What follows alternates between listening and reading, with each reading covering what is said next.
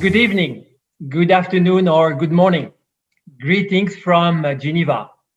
Thank you very much for joining us today, wherever you are. I'm Christian Dussey, and I'm the director of the Geneva Center for Security Policy. From the 25th to the 27th of November, the GCSP is celebrating the 25th anniversary of the center. This event is a virtual live session marking the worldwide launch of our Festival of Events. The GCSP has its roots in the Geneva Summit of 1985, the first summit meeting between US President Ronald Reagan and the General Secretary of the Soviet Union, Mikhail Gorbachev, to discuss international diplomatic relations and the arms race during the Cold War. A training course in international security developed in Geneva in the immediate aftermath of the summit led to the creation in 1995, 25 years ago, of an international foundation, the GCSP. The center is a Swiss contribution to peace and security worldwide. It is a center for executive education, a platform for dialogue, and an incubator for innovative projects in the field of peace and security.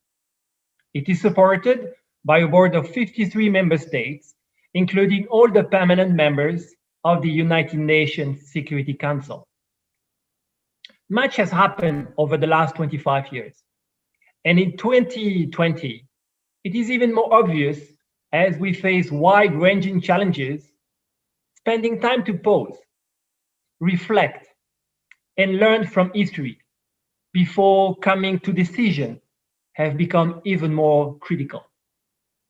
I set the mark at 25 years ago, but let us go to 25 centuries ago. At that time, Thucydides, the Athenian historian and general, argued that his famous book entitled The History of the Peloponnesian War could help future decision makers to do better when comparable choices came around again and again. He said that he wrote his book, and I quote him, "For those who want to understand clearly the events which happened in the past, and which, human nature being what it is, will at some times or other, and in much the same ways, be repeated in the future." End of quote. His book still resonates today, 25 centuries later. Winston Churchill also stressed the importance of having a strong knowledge of history. He offered us a powerful advice. Study history. Study history. In history lies all the secrets of this statecraft. More recently, I was intrigued by the very first sentences of Hubert Védrine's new book, written this past summer in the middle of the current pandemic. Hubert Védrine is one of the predecessors of under Ambassador Levitt at the Élysée Palace in Paris. He reflected on the current situation around the COVID pandemic, and I quote him, "We were taken by surprise. This is indisputable. We weren't prepared. It's proven. However, we had been warned. We knew what could happen. But there is no worse ignorant than someone who does not know want to know." 3 leaders, 3 different times, and 1 recommendation. History matters for successful decision making. So today, I invite you to follow the advice of French Marshal Ferdinand Foch, who served as Supreme Allied Commander during the First World War. And he used to say in French, "Nous sommes pressés, asseyons-nous." We are in a hurry, let's sit down. The objective of this session is to sit down for a moment and to look at a series of past international crises and draw lessons that might help guide the management of current crises and challenges. Here are some of the guiding questions we are going to address. First, did past crisis management strategies work, not only in the short term, but also in the long term? Second, how can decision makers avoid the danger of misperception and miscalculations? Third, how did the crisis leadership team's dynamics influence decision-making? Fourth, how has the influence and collaboration with international actors, whether they are from the public or private sectors, impacted crisis management strategies? And fifth, what are the consequences regarding the way we train and educate current and future decision makers? These are the questions that our 4 panelists will try to answer. Each of them will be given 10 minutes to share her or his perspectives based on international crises that have personally experienced over the distinguished careers. The viewers will have the opportunity for questions at the end of the presentation via the chat below on your screen. My colleague, Fleur Hayworth, head of the Gender and Inclusive Security Cluster at GCSP, will join us and provide relay to the questions of the viewers. Let me now introduce our 4 panelists. First, Her Excellency Ambassador Dr. Ursula Plassnik. She is currently the Ambassador of Austria to Switzerland and a former Minister of Foreign Affairs of Austria. In this function, she chaired the EU Council of Foreign Ministers during Austria's presidency in 2006. She is also a former ambassador to Paris and a former member of parliament. Ambassador Jean-David Lévit, he is the president of the GCSP Foundation Council. He is a former diplomatic advisor and Sherpa to the French presidents Chirac and Sarkozy, a former ambassador of France to the United Nations in New York and to the United States. Ambassador Nabil Fahmy, he's a former Minister of Foreign Affairs of Egypt. He was ambassador of Egypt to the United States and Japan, and is the founding dean of the School of Public Affairs and Public Policy at the American University in Cairo, where he is also a distinguished university professor of practice in international diplomacy. Mr. Daniel Price is a former assistant to the president and deputy national security advisor for international economic affairs in the administration of George W. Bush. He served as the principal international economic advisor and Sherpa to President Bush and organized the very first G20 Leaders Summit. For those of you who are joining us now, feel free to write your questions in the chat and we will collect and read them out during the Q&A. Ambassador Plassnik, I would like to start with you. You participate in numerous multilateral and bilateral negotiations, from the Helsinki process of the CSE to chairing the EU Council of Foreign Ministers during Austria's EU presidency. You were also Chief of Staff of the Federal Chancellor of Austria. Could you please share with us experiences and insight that you've gained in past international crises in which you were personally involved, especially experiences that have had a lasting impact of you, Ambassador Plassnik? Thank you so much, Ambassador Dussey. And thank you for providing such a good framework for all of us by giving us questions that we're supposed to answer. But before I start, let me congratulate you, as I'm the first speaker, on behalf of all those participating today on the 25th anniversary. Congratulations and all the best for the future. Now, I have picked 2 crises, and I must maybe add that contrary to the other participants, I come from a very small country, comparatively small country. So this is not going to be so much about geopolitics as about aspects that smaller countries have to deal with maybe quite frequently. Let me start with a once-in-a-lifetime experience that turned out to be a lesser crisis according to the regular orthodoxy of crisis definition, and that's the tsunami. It hit me personally in 2004 on Boxing Day, the 26th of December, particularly hard because I'd been a foreign minister for 2 months, and I had absolutely no idea. I'd never heard the word tsunami before. In the end, 230,000 people died in this natural disaster, among them 86 Austrians. Whole regions were devastated. And the tsunami probably taught me personally what it means to manage a crisis on international level. There was no script, there was no appellate body, no one to ask or speak to. There was no information, no communication, because the communication system had collapsed. There was no time to prevent, to prepare, or to reflect. There was no budget. And there was something that we would probably now describe as sudden disruption. Now, what were the lessons learned? The lessons learned for me were a natural disaster is a one-of-a-kind experience. There is no repetition, no prolonged event.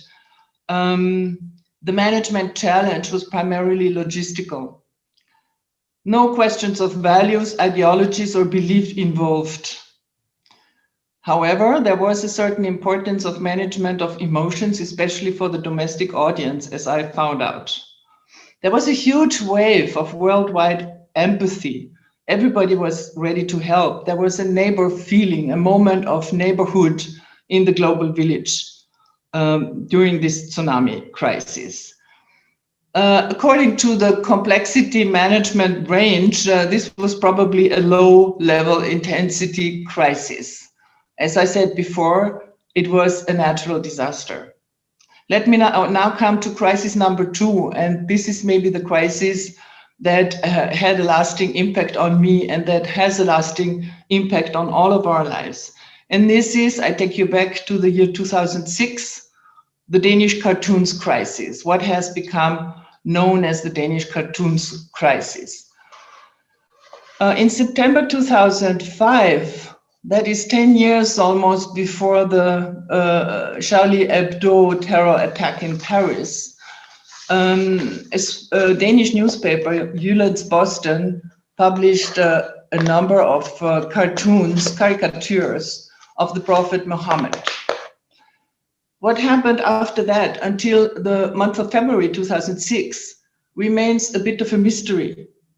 Because, as the Economist put it at the time, there was a long lightning rod that led from September 2005, first publication of the caricatures, to the eruption of violent protests in February 2006.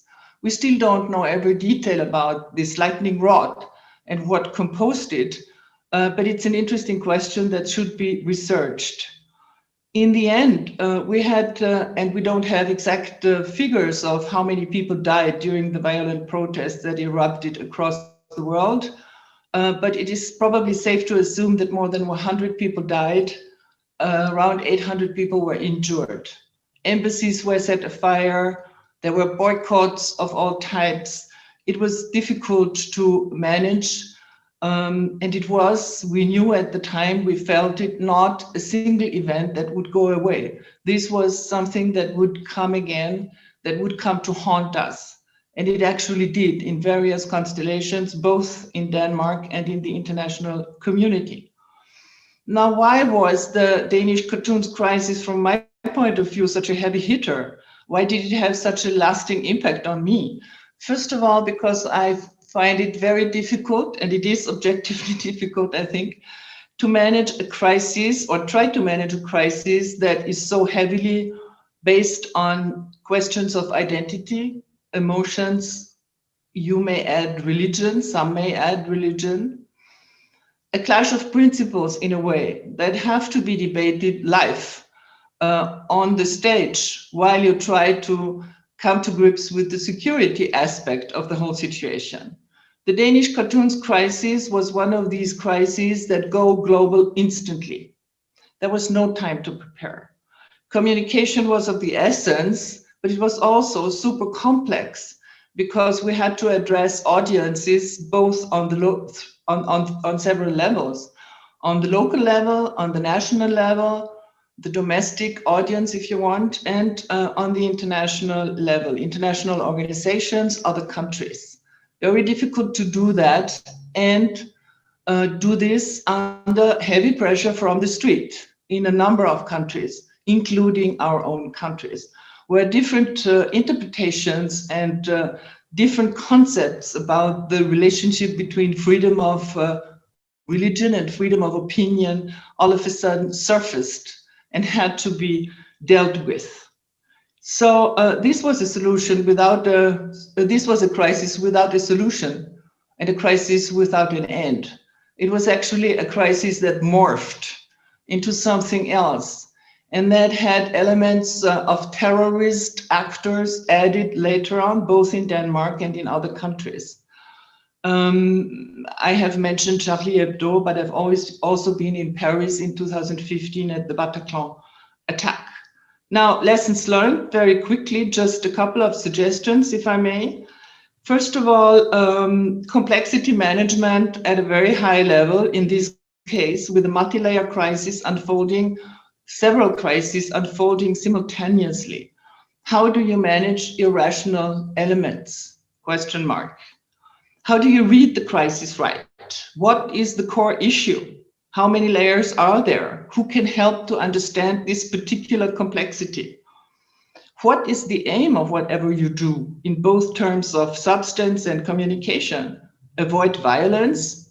Is everybody on board? Are there spoilers on board? Who are the spoilers? How can you identify spoilers? What tools do you have to manage a security and a communication crisis? What are de-escalation tools available? Does international law play a role? And if yes, which one? Personal networks, key players, influencers, religious leaders? We tried to formulate a joint declarations from the European Union side with the Arab League, with the Organization of Islamic Conferences. It proved to be much more difficult than anybody had thought. The power of images erupted very forcefully. Is it possible to produce a counter image to burning embassies and burning flags and riots in the streets? We tried to do this by getting religious leaders around a table in Vienna, but we were too timid and too shy about reaching a larger audience. Maybe there was no preparedness for counter images at all. I have talked about the different stages of a morphing crisis. So what you should try to do, and what I've learned to do, is to manage the short-term, medium-term, and longer-term aspects of the crisis. Doing that at the very outset is very difficult. A word on prevention, a word on truth and fake. In very difficult circumstances, how can you verify things? It turned out after years that part of the cartoons, the caricatures that went around the world were fake. They were added to the original cartoons because the original cartoons did not do their job. They did not make enough of a clash. So there had to be extra elements added. This is what I would call the spoilers. Now we know who the spoilers are, but how do you know in that situation? I come to the end of what I wanted to say. How do you deal with prevention in a crisis that involves identity? I remember my Indonesian colleague telling me at some UN meeting that for Indonesia, 17,000 islands probably, they developed a network of language and contact points where they had language ready to avoid misinterpretations of communication elements. That might be an interesting point. I don't know whether it had been followed up, but this is something that we could use in the prevention scheme side. And there is one thing which I think is also very much of importance. The French have a good expression for looking at things after a while and analyzing them. Retour d'expérience. They do it very systematically. And I think this is something we often miss in the international context. We do not have the time to sit down, to look at things, to reflect upon them, to pass it on to academia also, to look into things more carefully and maybe with a bit of distance. So this is why I'm grateful to the occasion, the opportunity you are providing for us to share some of the lessons we maybe have learned, or at least share the questions with you. Thank you. Thank you very much, Ambassador Plassnik. You mentioned two crises, the tsunami, and I recall that all my colleagues also in Bern were asking, what is a tsunami, when we first heard the word at the time, and the Danish cartoon Crisis.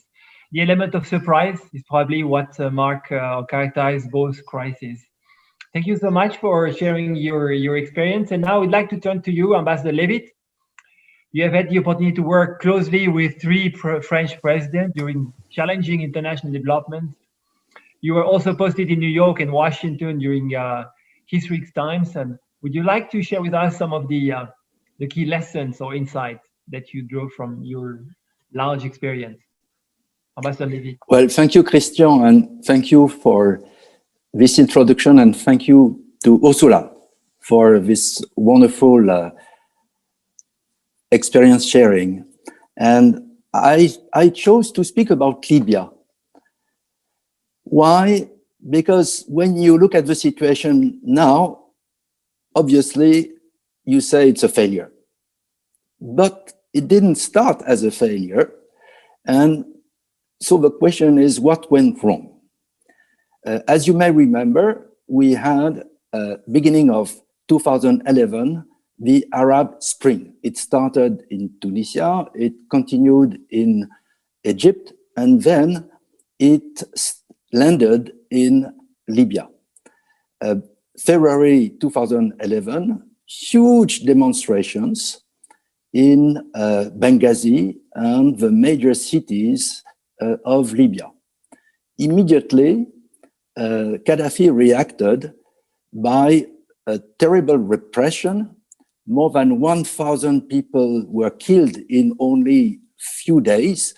It was terrible, and he threatened to continue using his tanks and helicopters and planes to bomb his own people.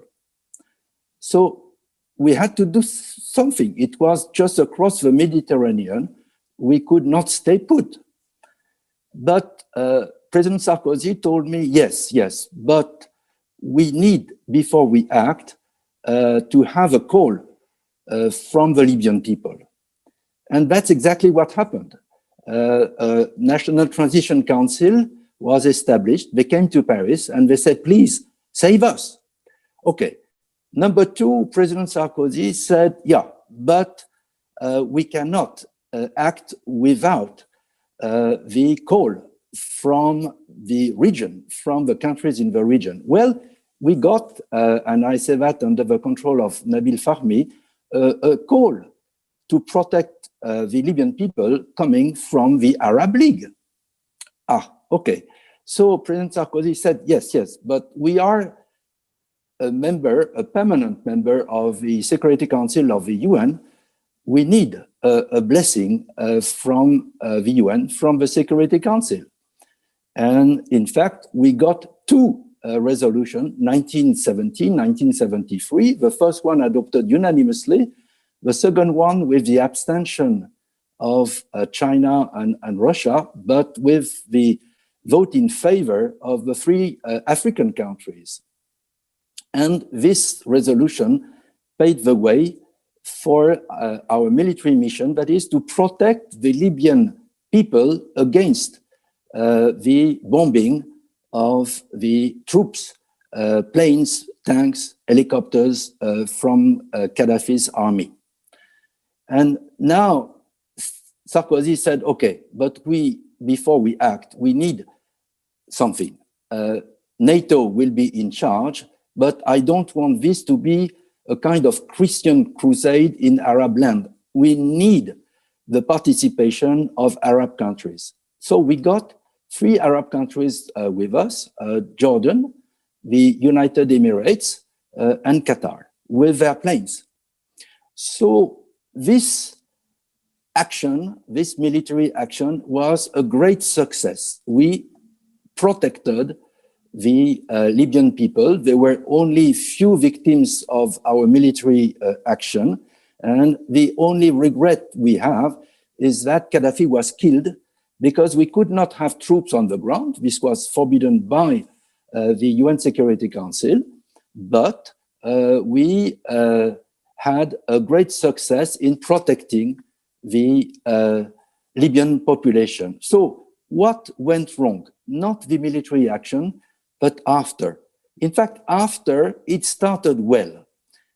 It started with, of course, the celebration of the liberation of the Libyan people from the dictatorship of Gaddafi. And we proposed, and when I say we, it's the UN and France, to provide gendarmes and officers to help the new Libyan government to train and equip a new gendarmerie and a new army of the liberated Libyan country. And they said, no, thank you very much. You are very kind. You saved us, but we are a proud people. And so we want to be free of any foreign interference. We'll take care of ourselves. Thank you.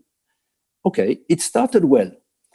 In spring 2012, there was the election, free and fair, of a new parliament, and a moderate majority won. So what went wrong? What went wrong is a decision by the new government to disband the different militia which were spread in all key cities. And to succeed, they decided to offer a small amount of money to the militiamen to start new studies, to open a small shop, something like that. And a big amount of money to the chief of the different militia to stop being part of militia and join the new national army. So everybody got the money, but the head of the different militia decided that they should stay with their money, but maintain the militia in all key cities. And that's the beginning of what is the situation today, a kind of archipelago of tribes governed by militia with two governments, one in Tripoli and one in Benghazi. And so the lesson I learned from this experience is that, in fact, what we should have done at that moment is to make sure that we would impose the possibility for foreign actors to impose on the new government what we did in Cambodia in 1991, for instance. We were united. We had Russia and China working with the US and Europe and Asian countries. That's what we should have done to impose on this new Libyan government the transformation of the country, the creation of real state structures which never existed in Libya, the creation of a new army, a new gendarmerie. But unfortunately, the Security Council was divided, as it was and still is on Syria. And I will conclude by this comparison. Is it better today to be in Libya or to be inside Syria? I leave the answer to those who are listening, but for me, there is no doubt. We failed on both occasions, but it's much better to be a citizen of Libya than to be a citizen of Syria. Lesson learned, we have to build a more coherent, more convergent Security Council, the capacity of the Security Council of the UN to work together, the permanent member number one, to build a better world. Thank you very much. Thank you very much, Ambassador Levitt. Two different crises also. We have Cambodia in the past, we have a more recent one in Libya, and the difficulties in coordinating with allies and integrating everything into a UN framework, and to be sure that we think about the short term, but also the long-term success of what we do. And probably we'll come a bit later on the different set of experience in New York on a different time. Let's now turn to Ambassador Fahmy. Ambassador Fahmy, I know you are in your car because it seems to be a lot of traffic jam in Cairo. So you have had a long career. You steered the course of Egypt diplomacy during challenging times. You also restructured the Egyptian Ministry of Foreign Affairs. to adapt to these challenges. And you participate, among others, to the 1991 Madrid Peace Conference on the Middle East, and also the review conference of the NPT. Could you also please share a few of your experience and insight of past crises, Ambassador Fahmy? Yes, thank you.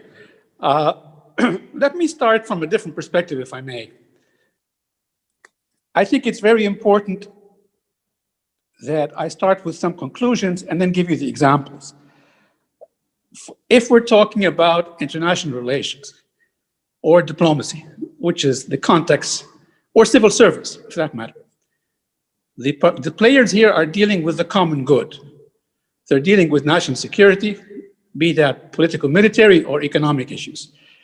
So my very first lesson to be drawn is, it's extremely important that each one of us really understand and appreciate your own interests, your own assets, and the tools that you have. The example I give is my own country.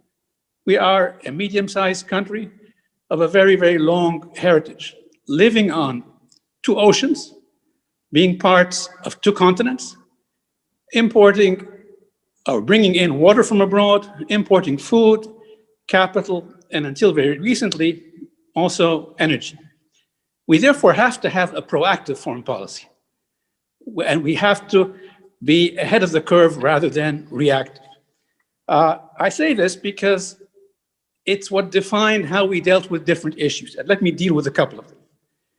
We've been very progressive on arms control issues over the years, but we've insisted on the importance of having regional parity in arms control, and that has not been always possible.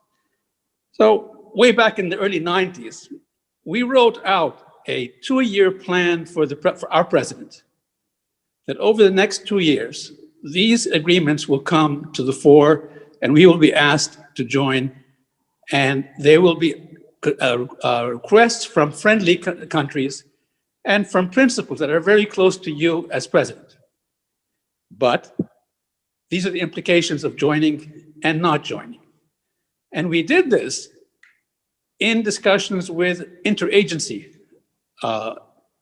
departments in our own government. Finally, we submitted a 15-page paper to the president, and he signed off on every single paragraph. When we came to the actual fact, the crises, the questions, the pressures to join the CW agreement, the negotiations on the non-proliferation treaty, on the extension, the arms control negotiations in part of the peace process, there was pressure. And the president would come back to us and say, do we have to move forward on this or not? And we would take him back saying, you signed off on this before because the implications are so-and-so, and so-and-so. So I give this example because it's a practical example of having a strategy, of being proactive, of dealing with the principles, as well as interagency, all at the same time. And to President Mubarak's credit, to be fair, when he was under pressure at the very end, he sent instructions to the NPT delegation, and I was a senior member of that. The instructions were, stay to your position, do not back off where you are. The second point I'd like to make is, in dealing with all of these crises, it is extremely important that there be widespread dissemination of information, that we do not compartmentalize information to a fault. And I can tell you that I know for a fact that the invasion of Kuwait was perceived by some superpowers to not being in the cards, even though they had more information than we did. And we had concluded that there was going to be an invasion of Kuwait. I would add also that it's not only about dissemination of information. Different elements of your institutions have to have clear responsibilities. We can all know the information to a degree, but each one of us has a different responsibility. And I say this because if you're in national security issues, if you're in civil service, you have to be ready to stand on principle. you have to be ready to speak truth to power, not by way of argument, but by way of responsibility. And let me give you a couple of anecdotal examples. When we had the Gore-Bush elections, not the Trump-Biden elections, the Gore-Bush elections, I was ambassador in Washington, and I'm not sure whether John David had arrived yet or was just arriving after that. Well, we woke up in the morning, President Mubarak phoned me and he said, "What's going to happen?" I said, "I don't know." And he said, "What do you mean you don't know? You're the ambassador." And I said, "I know. That's why I'm saying I don't know." But he said, "Oh, my other friends have opinions." I said, "Yeah, but they're not responsible for you. I am. So I don't yet know what's going to happen because the Americans don't know." To be fair to the president, a month later, it happened 6 weeks later that he finished, he came back and said, "You know what, I appreciate that you always stuck to the facts and didn't let us get ahead of the curve." If I also like to make another point, we had a tough relationship with George W. Bush's administration, particularly his first term. Everything from, and Jean David and I went through this, their invasion of of Iraq, to an Egyptian saga about reform and the sorts and regime change and all these kinds of things. And at a point in time, I invited President Bush to come to Egypt to try to warm up relations. Even though relations between the two presidents were, let me put it this way, formal. But then President Bush showed me the speech he wanted to give in Egypt on his arrival. And my answer was, "Then don't go." And the Americans were surprised. How could an ambassador tell them not to go to his country without going back to his headquarters? And I told them that I'm responsible for what I say. If you want to go and say this, then don't go. I then told my president, and my president actually was quite happy that I had taken the pressure rather than conveying the argument to a higher level. The context of the text was negotiated between the two countries for 5 days before the visit ultimately happened. But again, I mention this because in a networked global society, it's not really about conveying information. It's about conveying context and explaining and carrying the responsibility on the ground. I can't compete with the internet. I couldn't compete with CNN or France 24, for example, or Arab media. But I could explain to my own authorities and vice versa what was behind that and what I suggested that they do. And I will close with another point. In many circumstances, because we are an old culture that speak in Arabic, which tends to be long-winded, and the Americans are a young culture that always think about tomorrow as if it happened yesterday. A lot of times, the two presidents would talk, and then they would both phone me, or at least their staffers would phone me and ask me to explain what was said. And I had to explain that. Listening to the tape, again, of who said what to each one, because I wasn't on the tape every time, but I explained that in all honesty, I did not change the words, but I explained the meaning rather than the actual word. And the reason I say this is, give you one quick example and then I'll close. Americans love to give you sports analogies. They forget that not all of us follow American football or know how to play baseball. And when they use these analogies, their foreign counterparts have no idea what they're talking about. The Egyptians never give you no for an answer. They will simply not answer if the answer is no. And then that leads to a misunderstanding on the American side because they think they can put on more pressure later on to pursue the same thing. So I actually had to complete the message without making it up. I was, at the end of the day, a senior member of our diplomatic service, but nevertheless, my bosses were above me and I was following instructions. The only time I challenged instructions, and well, that's not correct. I challenged instructions frequently, but that was between myself and my authorities. It was never in public. Let me stop with those points and just simply say one last thing. I had a tremendous time working with Jean-David in Washington, and we have war stories that will amuse you all night, but we won't waste your time on that. Thank you. Thank you very much, Ambassador Fahmy.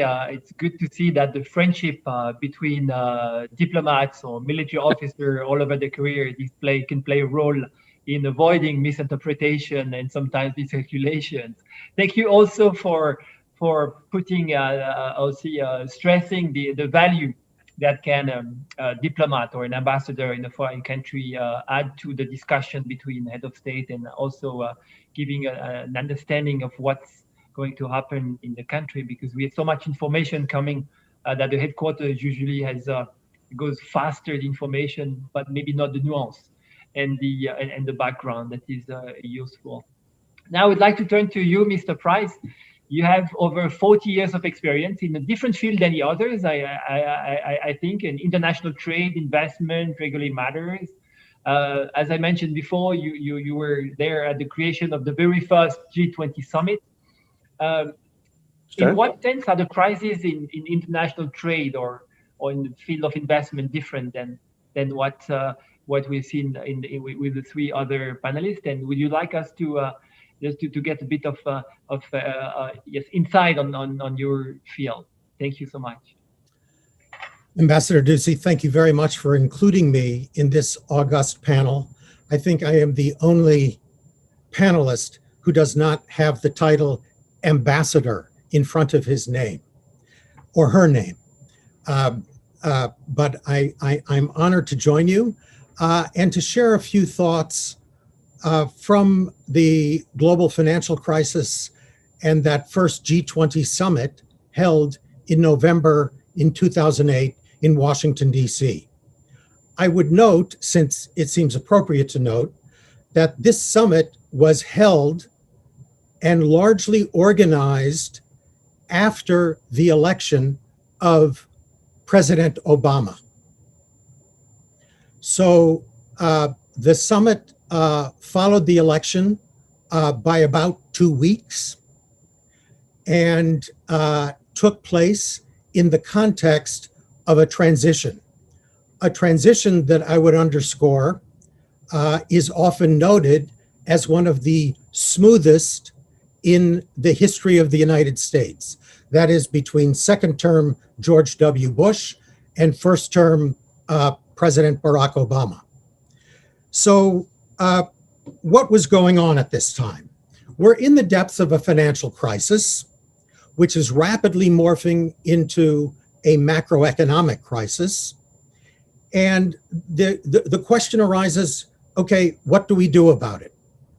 Yes, as a domestic matter, Secretary Paulson, Fed Chair Ben Bernanke, New York Fed Governor Tim Geithner are busily working on the US financial system and with their counterparts around the globe, but nothing is yet taking place among the political leadership.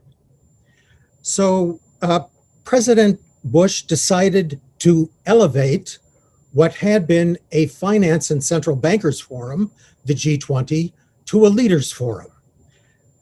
It had been suggested to him by some of his European colleagues that the summit be held with the G7 plus just a few of the big emerging markets. President Bush felt very strongly that as the developing world was going to be affected by this crisis, so too they should be involved at the beginning on the repair and reform of the global economy. Because if the decisions taken and actions charted were to have broad-based legitimacy, they must be done by an inclusive group. So again, contrary to the wishes of some of our European counterparts who shall remain nameless, it was held at G20 level. The summit was organized in 24 days. Usually the summits, whether G7, G8, G20 now, are organized over the course of a year, many Sherpa meetings, we did it very quickly. And President Bush's instructions were pretty clear. He wanted two deliverables. One, he wanted a statement of principles that would guide recovery and reform efforts. And second, he wanted an action plan with concrete steps to be taken in the near and immediate term. He well understood that the problems underlying this crisis would not be addressed in a single summit, but that this would kick off a process. And that process continues to this day, by which I mean this dual channel. There is the political Sherpa channel that Jean-David and I were in, and there was the finance Sherpa channel that Jean-David, if I'm not mistaken, Xavier Musca was in, and Jens Weidmann for Germany was in. And one of the interesting things is that a number of the G20 countries did not have Sherpas. So as I called around, the first task was who will act for the president or prime minister? And I have to say, I was quite blessed in who leaders selected to be our colleagues. These included Mantek Ahluwalia from India, Chatib Basri from Indonesia, Arkady Dvorkovich from Russia. And of course, the G8 had a habit of working together, but the G20 did not have a habit of working together at leader level. So we put together a statement of principles and a 47-point action plan dealing with issues like capital, liquidity, clearinghouses, convergence of accounting principles, and tasking the IMF, the World Bank, then the Financial Stability Forum, later the Financial Stability Board, to expand their management and directorship, and then to develop common principles that the G20 countries, and by extension others, would implement in the financial and macroeconomic sectors. And importantly, the leaders noted in their statement, and here I'm quoting, that reform would only be successful if grounded in a commitment to free market principles, including the rule of law, respect for private property, open trade and investment, competitive markets, and efficient and effectively regulated financial markets. And the leaders concluded their statement by saying, quote, "We are confident that through continued partnership, cooperation, and multilateralism, we will overcome the challenges before us and restore stability and prosperity to the world economy," close quote. So what are the lessons that we learn? One, if you're going to do something big, you've got to be inclusive. The folks at the table have got to be representative. And in addition to the G20 leaders and their Sherpas, we had representatives from the IMF, the World Bank, and the UN Secretary General. So one, be inclusive. Two, agree on principles. Have shared principles to guide your actions and against which your actions can be measured. Three, enumerate concrete steps that are to be taken following the summit. So it's not just a gab fest and a photo op, but there's actually work that follows on. And four, have a forward agenda. And immediately following the first G20 Leader Summit in Washington, 4 working groups were formed to begin to implement the agreed reforms, which were then strengthened at the subsequent London Summit. And then the following year at the Pittsburgh Summit, presided over by then President Obama. But what it showed is at times of crisis, and we have a contrast now in the woeful absence of the United States in multilateralism in dealing with the pandemic crisis, we have an example from that financial crisis of the benefit that can come when the world acts together. And I will stop with this thought. The one silver lining of the current pandemic is that our finance officials, central bankers and finance ministers, recovered the muscle memory of those early G20 years and have been, in fact, the star performers during this most recent crisis. What has been lacking on the trade front is leader consensus and cooperation on supply chain management, not hoarding supplies, not imposing export restraints, etc.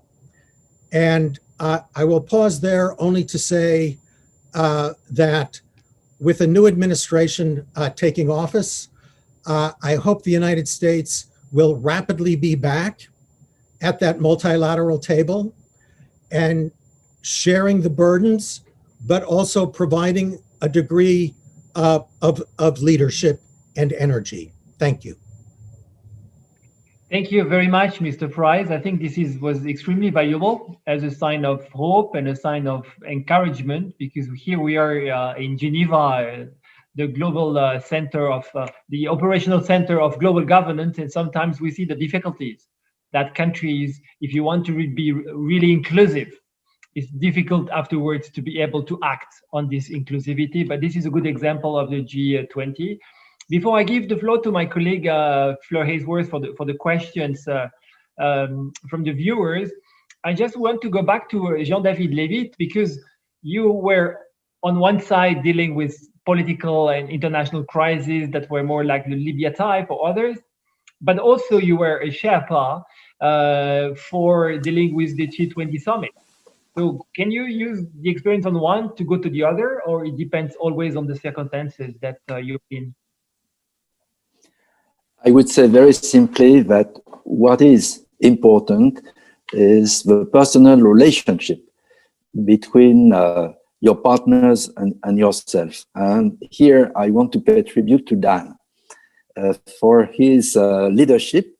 We were, as he said, in the middle of a huge financial crisis. We needed leadership, but we needed also the capacity to work together despite the difference of views that existed between the Europeans, the Americans, the Japanese, and others.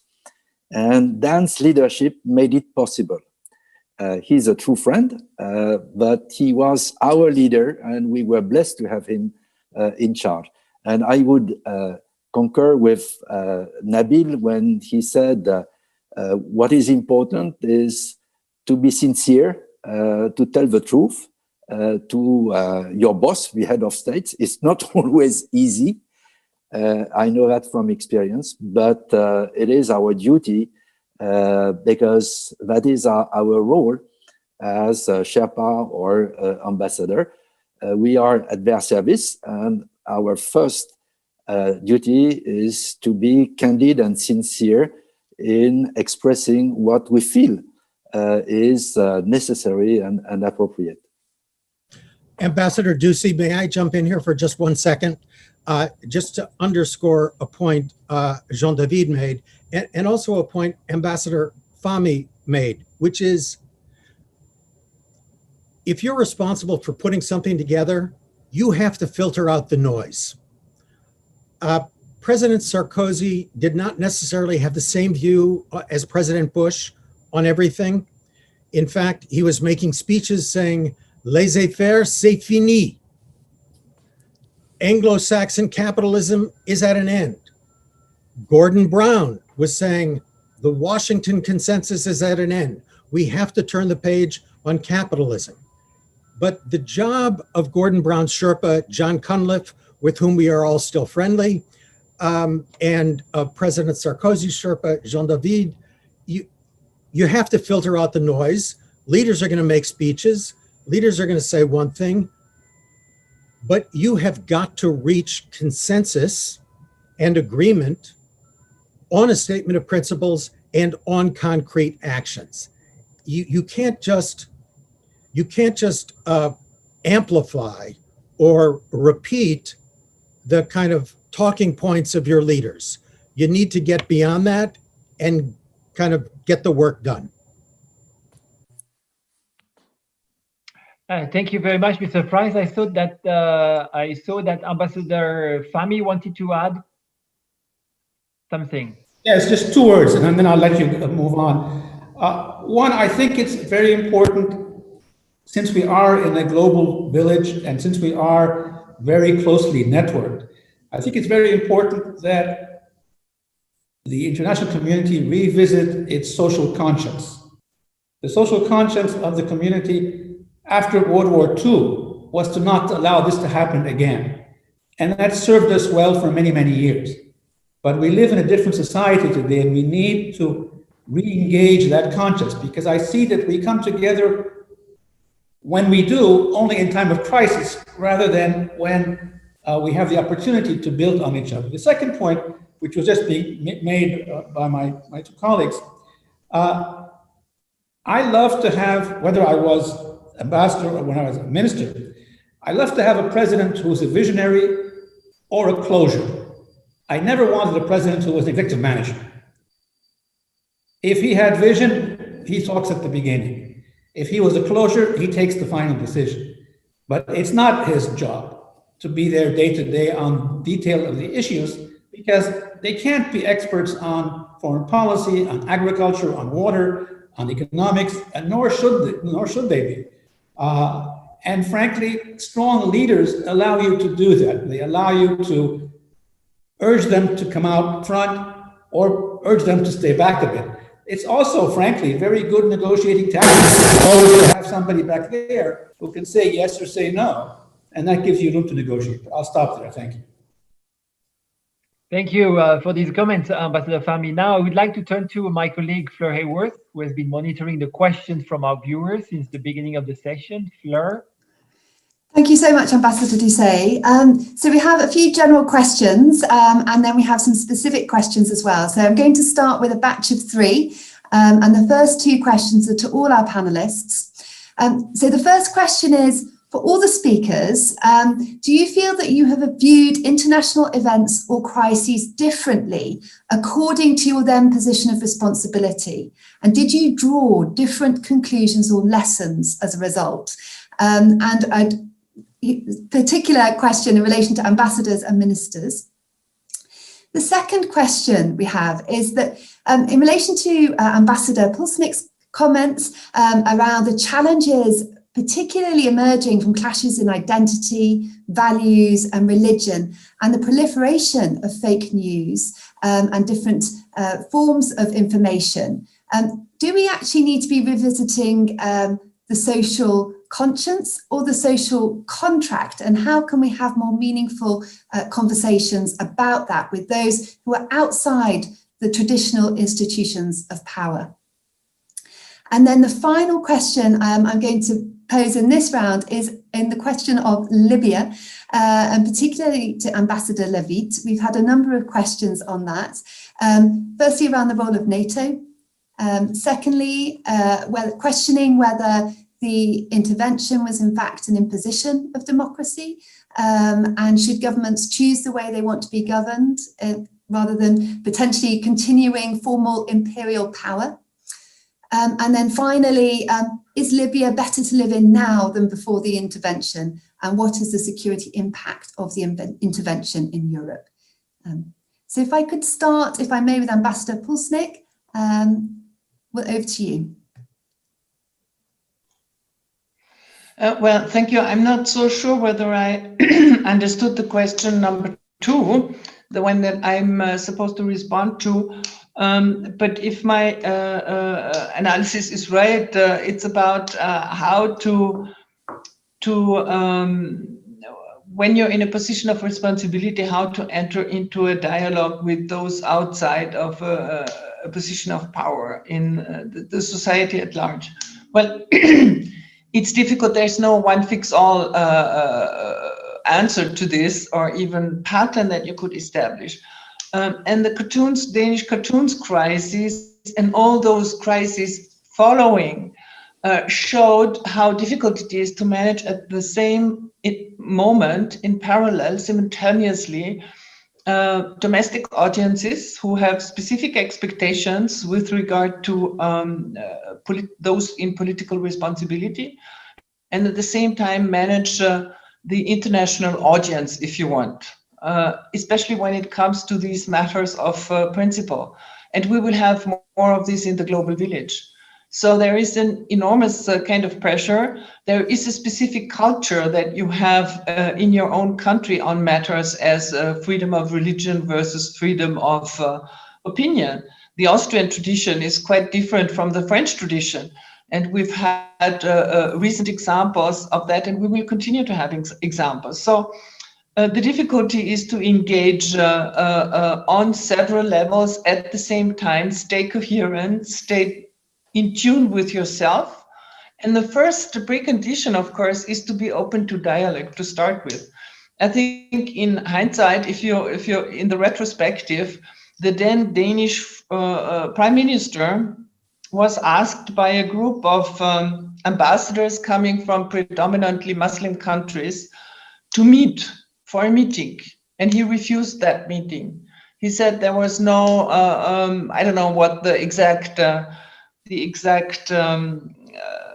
explanation on his side was, but it sort of started an irrational dimension of the whole situation that was very bad. So one of the conclusions we can all draw is that if you're in a position of responsibility, it will be advantageous and even necessary to remain open to dialogue, even if you have very strong principles, if you have a very critical domestic audience, don't ever refuse dialogue.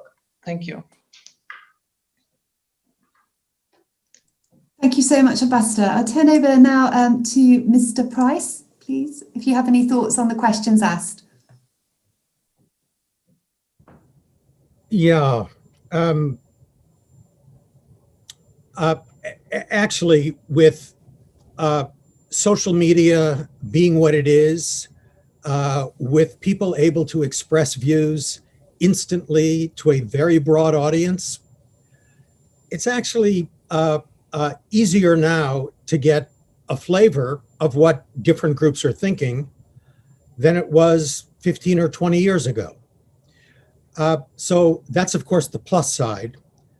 We tend to see the downsides, particularly as we go through electoral cycles of the prevalence of social media. But let's remember there's an upside as well. I think, at least in the US system, and I believe, it was certainly the case for Jean-David as diplomatic advisor and for a number of our other Sherpa colleagues, your remit is broader than just trade, investment, foreign policy. I mean, it includes, or my portfolio, I should say, included development. So AIDS, malaria, TB, neglected tropical diseases, water quality, energy security. And so you're constantly receiving inputs and doing meetings with folks in civil society, folks in the private sector, folks in other agencies, as well as non-US government officials and non-US private sector folks. So you're in a position where you have a quite rich stream of inputs. It seems to me that if you're not receiving those inputs, it's a lot harder to find common ground in time of crisis.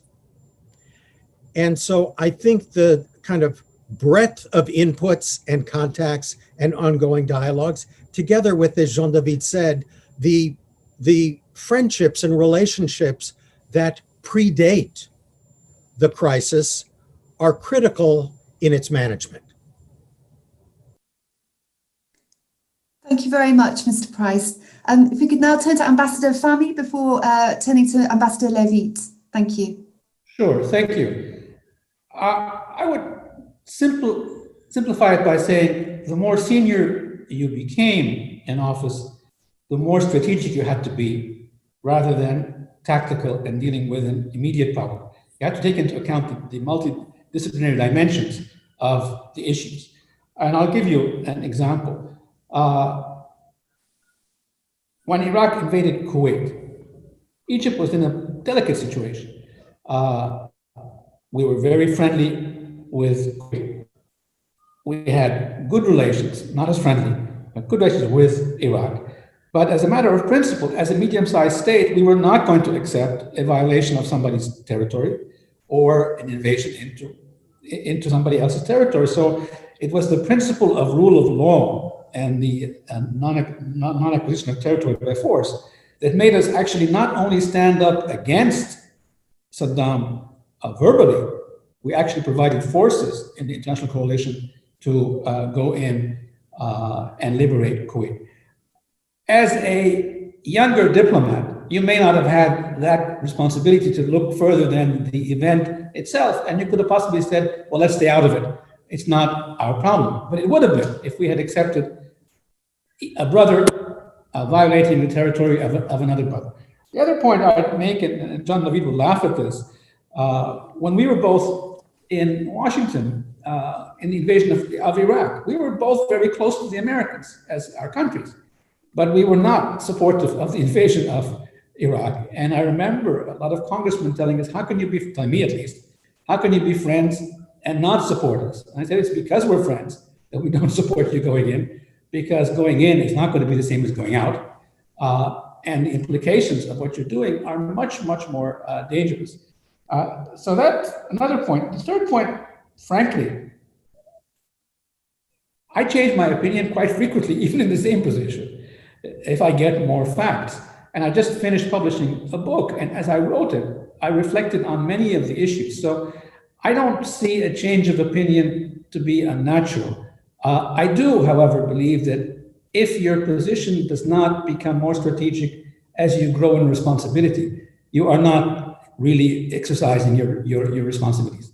I took a much more institutional position when I was foreign minister than I had to take when I was ambassador in Washington or in Tokyo, or for that matter, advisor to the foreign minister. So I say this because for your students, it's important for them to understand that they're out there for the common good. It's national security, if it's foreign policy and the sorts. But at the end of the day, they have to follow instructions. If they want to challenge them, they challenge them with their own authorities, not in the public domain. Thank you very much, Ambassador Fahmy. Over to Ambassador Levitt. So, the question of Libya. It's a very difficult question when you see the situation now. But I'll start with a comparison, Syria and Libya, because both civil wars started with the Arab Spring in 2011. If you compare the situation now between Syria and Libya, wow, I prefer to be a Libyan than a Syrian. Out of a population of 20 million in Syria, you have more than 400,000 dead, more than 5,000 refugees outside the country, and more than 5 million outside the country, and 6 million displaced inside the country.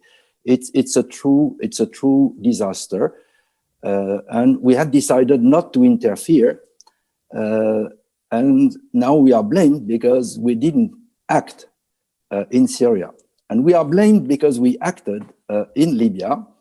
And my conclusion is that when you decide that it's good and you have no choice but to act and to help people at a difficult moment, then you have not only to help them during the military operations, but to be prepared to help them for the years and the years after the military operations.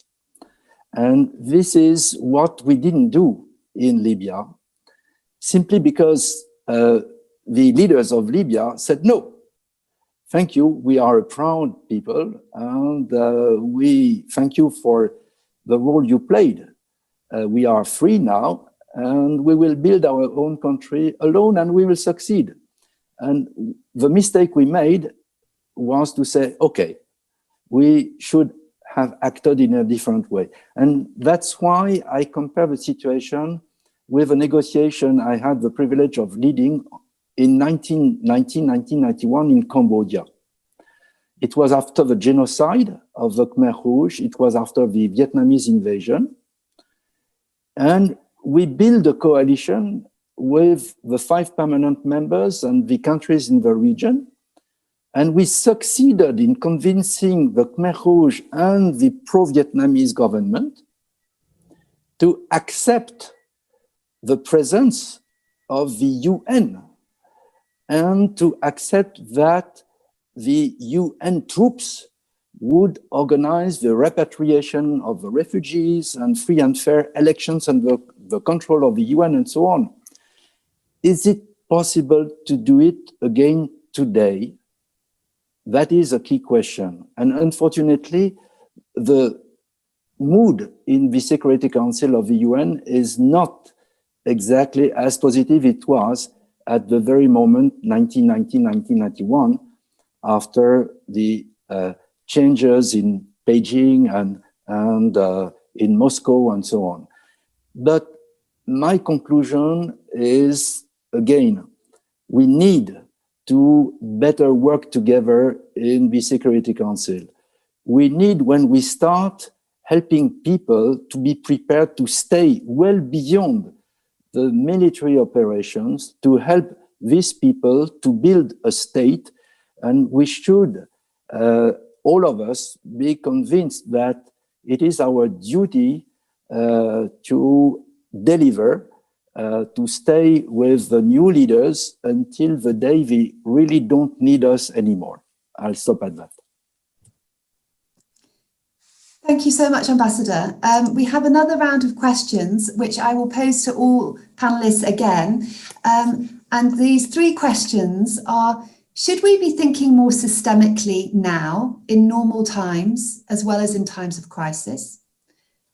Secondly, what do you think of the emerging tension between multiculturalism and universalism?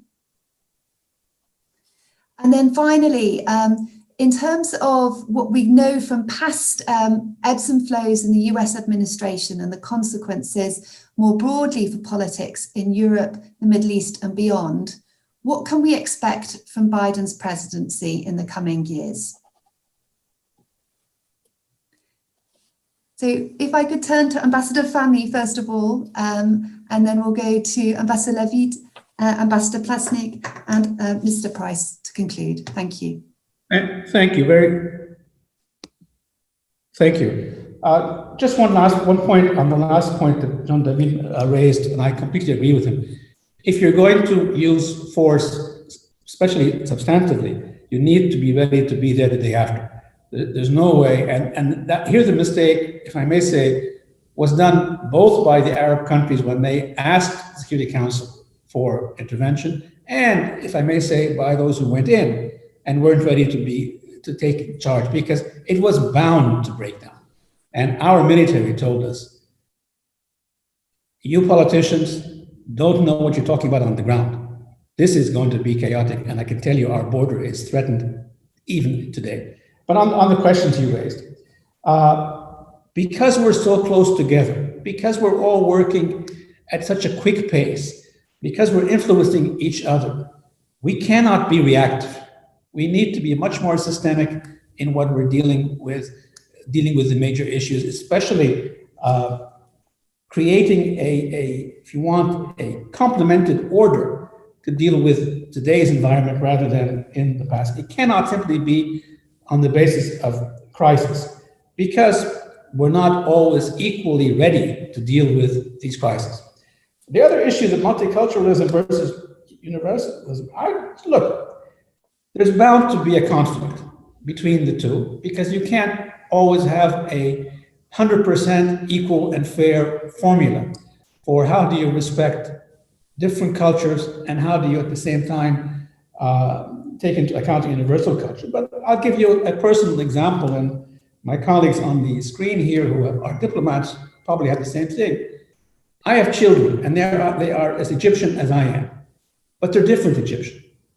They're as nationalistic as I am when we get into issues that relate to Egypt being threatened. But when you talk to them about the future, their perception about the future for Egypt, frankly, is much more universal than mine is. So there will be this friction. I don't think that the conflict has to be acute, but it's not erasable either. There will always be a little bit of this. Biden presidency, I'm actually old enough to allow myself to project and make mistakes and not be held accountable. In the past, I probably wouldn't do this. Biden will be more of a traditionalist than Trump was. Trump was elected because he wanted to be a non-traditionalist. So many of the policies he will pursue, he will be much more closer to his allies, particularly in Europe and in the Western community. On the Middle East, I don't see him changing any of the decisions that Trump took with regards to completely distorting the Israeli peace process. I expect him to be a bit more negative on the Yemen situation vis-a-vis the Arab coalition there than the Trump proposals. I don't see America being particularly interested in Libya, whether it was Trump or Biden. Their only interest there will be to make sure that the Russians don't get too cozy there in the process, but I don't really see either of them jumping forward there, although there may be some room for diplomacy. But I would put it this way. The first 6 months, you're going to see a shift in, and let me add another point, neither Trump before the elections, I don't know what he's going to do in the next 3 or 4 weeks, but Trump before the elections, and if he was re-elected, nor Biden wants to get into military conflict in the Middle East with anybody. Pressure, yes. Political confrontation, yes. But military, no. Neither of them actually wants to. America is engagement fatigued. It does not want to get into that. My last point is the next 6 months, you're going to see a cooling period between Trump's closest allies and in the Arab world, for that matter, as well as, frankly, in Israel as well. And you will also see a shift in Iran. But after 6 months, when the anti-Trump period changes, I think you're going to see much more of a traditional American posture on dealing with the Middle East, except for they will be less engaged in the Middle East for 3 reasons. One, there's no Cold War out there that requires them to be focused on the Middle East the same way they were in the past. Competition with China will increase, but it's not the same level. Secondly, their dependency on energy is much less than it was in the past. The only real factor here is the price of energy, not their need. And thirdly, their engagement fatigue. For those 3 reasons, you will see a lowering in US engagement. The numbers of forces may be the same, but the engagement will be less. Thank you. Thank you so much, Ambassador Fahmy. I see Ambassador Levit has unmuted himself. Thank you. It's for me? I saw you'd unmuted yourself, Ambassador Levit. Okay. You're welcome. Okay. Well, I don't want to add much to what Nabil just said, because he exactly said what I had in mind about the Biden administration. And frankly, we are all speaking under the control of Dan here, because he has the experience and he lives in Washington. But I think the #1 priority for the new US administration will be to confront the rise of China. It is a huge challenge. and it probably will be the #1 priority, which means that first, the Biden administration will be playing again the traditional role that the US played in all international organizations, a leader of what is a unique network of alliances, not only NATO, but with Japan and Korea. #2, of course, a leader in international organizations. Welcome back to the US in the UN and WTO and WHO and the Paris Accord on Climate and so on. We need the US engagement. And having said that, I totally agree with Nabil. I think because of the new Cold War between Washington and Beijing, we should not, as countries in the Middle East, around the Mediterranean, or in Europe, expect a key role of the US, a growing engagement of the US in the regional conflicts, be it in the Middle East, in Eastern Europe, Mediterranean, or the Sahel region. The second question I want to address very briefly is the question of multicultural tensions.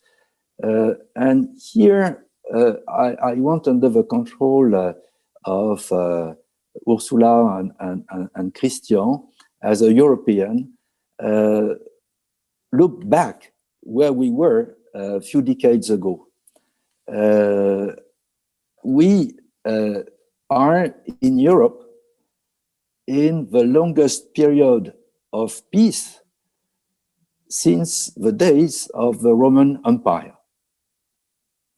And the history of European people is made of wars between our kingdoms and empires, the fight of our cultures from France against Germany, and so on and so forth.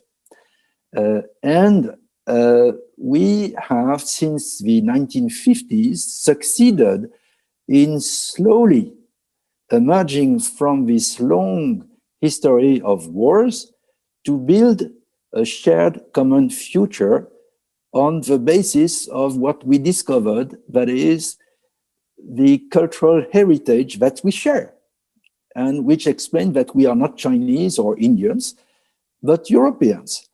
My hope is that now that we live in a global world, thanks to all these networks, all our people are looking at Facebook and all these networks, well, let's try to build at the global level what we are trying to succeed, and succeeding, in fact, in slowly building at the level of the European Union. That is, the acknowledgement of our common heritage, our common future, our common destinies.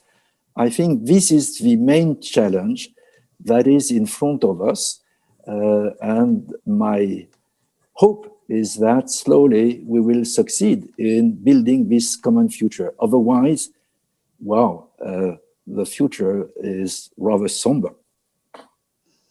Thank you so much, Ambassador Levitt. And turning to Ambassador Plassnik, Ambassador, we've also had some elaboration on the question around this tension between universalism and multiculturalism. And if you'd like to expand on that, whether the approach of universalism and free speech and free opinions is being challenged by multiculturalism.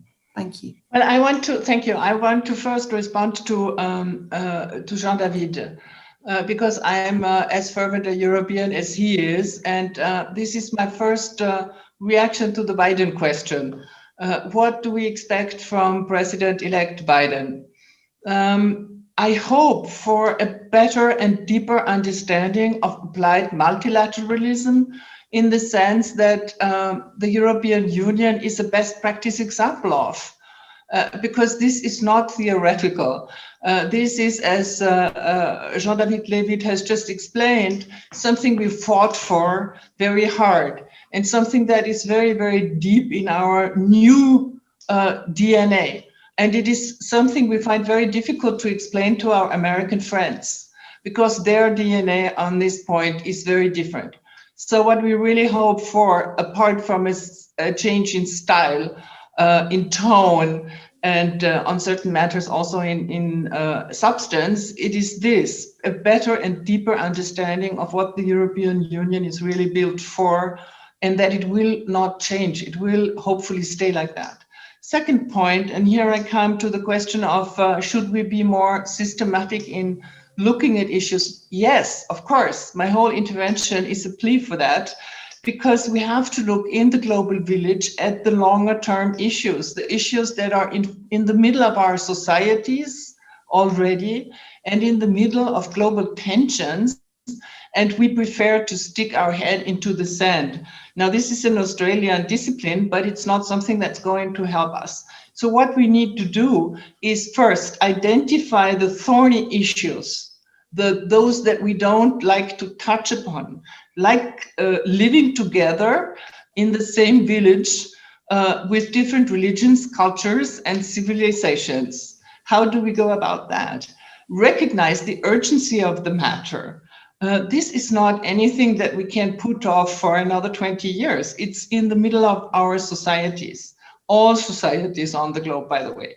Structure the debate. That would be the number 2 issue. Structure the debate in the international world, both on the multilateral side in the United Nations, also inside the European Union, by the way, and in bilateral contexts. Be inclusive about it. Inclusiveness is one of the vital issues that Dan Price has brought to the podium. And then the third issue, try and at least strive on the national level for small things that you can put into practice in order to help. To give an example, let me mention one that I have been trying to promote, and I spectacularly failed in Austria. After the Danish cartoons crisis, I thought we really need something. Austria has a rich heritage when it comes to different religions living together. So why not establish a center of excellence for best practices in inter-religious dialogue? Sounds a bit clumsy, sounds a bit awful, but it's not such a difficult thing. You know, rather than teach each other what they should do, what we should do, what the others should do, why not collect the best practice examples of how to go about building, for example, a mosque in a remote Austrian mountain village. Not an easy thing to do. Everybody has been Catholic since Jesus Christ, and now we have 500 Turks coming and wanting to integrate. How do we go about? Do we build a mosque with a huge minaret, or more or less a smaller one that looks big if you look at it from a specific angle? I mean, there are procedures, societies, civil society is developing, and civil society is very smart about these things. I had a lot of best practice examples in France that were brought to my attention from civil society. So why not make use of it? Why not exchange about it? Why not take a fresh look aside, apart from the things we do anyhow? On the United Nations level, the dialogue of civilizations has been brought to a brutal halt, and it was really 9/11.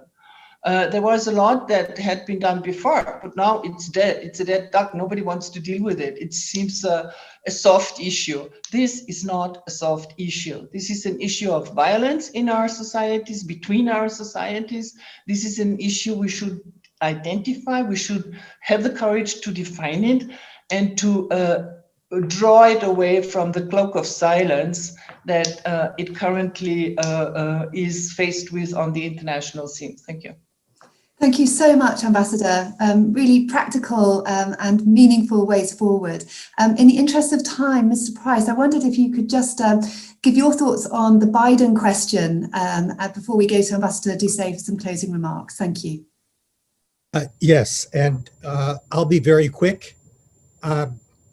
I am very hopeful and optimistic about the Biden administration, both what they will do through a foreign policy lens and through a domestic policy lens. Because frankly, and I think President-elect Biden has made this clear, the first task of his administration is repair and reform at home, both on issues of social justice, racism, and income inequality. We will not win the competition with China if the first slide in China's slide deck is a policeman with his foot on the neck of George Floyd. We will not win that competition. So the first work has got to be at home. And then engaging globally, it will not just be a change of tone or style. I think there will be a change of substance. I think the Biden team will not view the challenges posed by China as a clash of civilizations and be fighting a multi-front kind of culture war against the Communist Party and against everything Chinese, but will be strategic and selective. Yes, there are geopolitical and commercial challenges posed by China.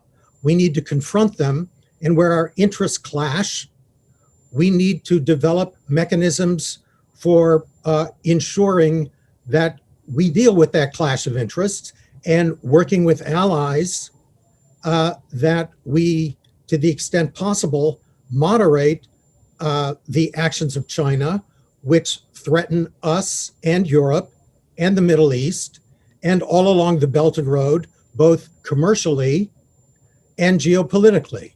But where we can work together with them, whether it's on climate or pandemic preparedness, we will. So let me conclude with one remark, if I may, on systemic thinking. I have written elsewhere of the need to establish an analog to the Financial Stability Board for data and technology. The Financial Stability Board, which grew out of the G20, now coordinates the work of standard setters and financial regulators globally and has built mechanisms of consultation, has avoided fragmentation in national legislation, and has developed mechanisms for surveilling accumulation of risk. We don't have an analog on the data and technology side. So why wait for a crisis, some huge data breach, some malfunctioning of AI systems that misperceive threats before we establish those mechanisms of cooperation needed in the data and technology age? And I'll stop there. Thank you. Thank you much. Thank you very much, Fleur. Thank you, everyone.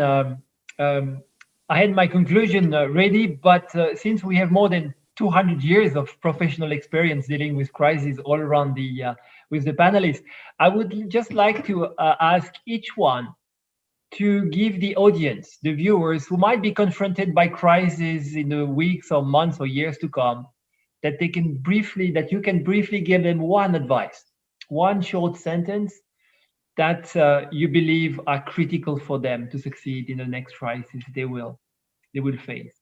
And I will start with you, Ambassador Plassnik. Maybe it's the advice to resilience. Stick to it. Stick to your convictions. Stick to your principles. Remain open. Accept temporary defeat. But don't let yourself be distracted from what you really want to achieve, what the real aim is. Thank you. Thank you, Ambassador Plassnik. Mr. Price. You aren't in it alone. Find your friends and natural allies and work together. Thank you, Ambassador Fahmy. Yes, my comment is something that I learned out of experience. Put yourself in the shoes of the other side, be that a friend, be that an adversary, and understand what they really need, not what they want. what they really need. That allows you to decide how much you can give or take, or whether the whole engagement is worth it or not. So understanding the other side beyond the rhetoric is tremendously important. Thank you very much, Ambassador Fahmy. Jean-David? Well, it's amazing, the convergence, because I was, after Dan and after Nabil, going to say, before you speak, listen. Listen to the others. Understand what they want to build, what they are going to do with you, and then you will know better what are the answers you want to provide. But start by listening and learning. Thank you. Thank you very much. I would like to thank warmly our 4 panelists for sharing their insight and experiences with us today. I also want to thank the audience for tuning in. This event is part of the Festival of Events organized for our 25th anniversary. And I invite you to discover all the other events during the celebration in checking on our website. And as we consider the new or next normal, let us think and act together and make the world through our work safer and wiser. Thank you, everyone, and all the best to you all. Thank you.